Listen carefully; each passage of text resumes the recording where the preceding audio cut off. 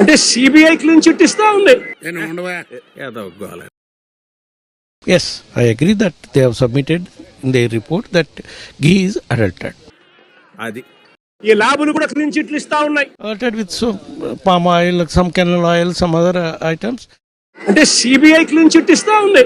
And they have also mentioned adulterated ghee supplied.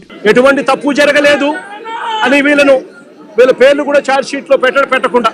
Adulterated ghee supplied because of so many people's involvement and some officers' involvement, some third persons' involvement in the.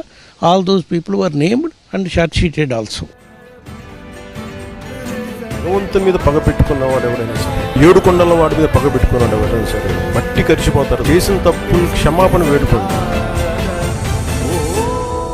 నమో భగవతే వాసుదేవాయ.